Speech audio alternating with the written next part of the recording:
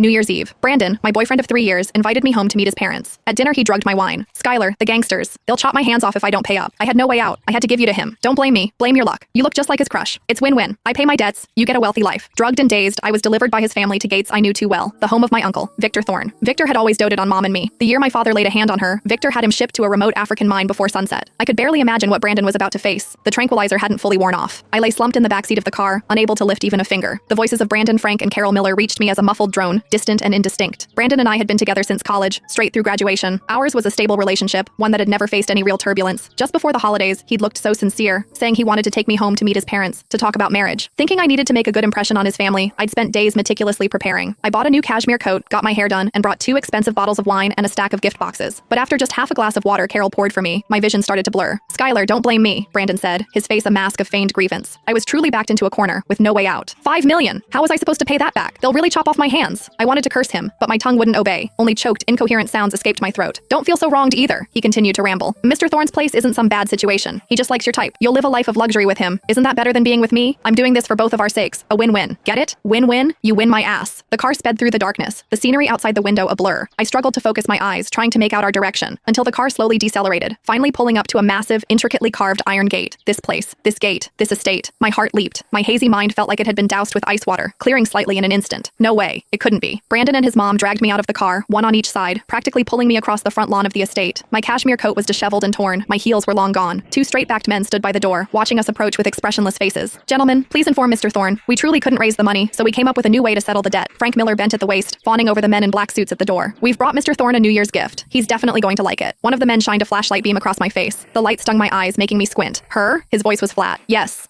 exactly. My son's girlfriend. Carol quickly chimed in, forcefully pulling my face straight. See? Doesn't she look exactly like the woman Mr. Thorne commemorates every year? We specifically found out about that. And she's a dancer. Very graceful. She'll be attentive to his needs. My stomach lurched. The man was silent for a few seconds, then gestured to a subordinate nearby. Go inform him. He turned back to us. Whether it works out or not, I can't say. Just come inside and wait. Thank you, sir. Thank you. Brandon nodded profusely, bowing repeatedly, as he dragged me towards the main house. By the time I was pulled into the parlor on the first floor, my legs had given out. I collapsed onto the cold floor. Mr. Thorne is with a guest. Wait here, the man said, then left. As soon as the door closed, Brandon immediately crouched in front of me, a mix of anxiety and calculation on his face. Skylar, help me out, just this once. He grabbed my shoulders and shook me. When Mr. Thorne comes, just say you came willingly. Please, I won't look down on you. I promise I'll treat you well afterward. I stared at him, unable to make a sound. Don't you dare stay silent. Carol also leaned in, her nails digging into my arm. If the Millers go down, you won't have it easy either. Brandon's your boyfriend. You should help him. Mom, don't scare her. Brandon faked a gentle reprimand, then turned back to me, softening his tone. Skylar, I know you're angry, but I really have no choice. $5 million. They'll kill me. The tranquilizer was slowly wearing off. I could feel my limbs regaining sensation. To read the full content, please download Novel Master and search for keywords on the screen.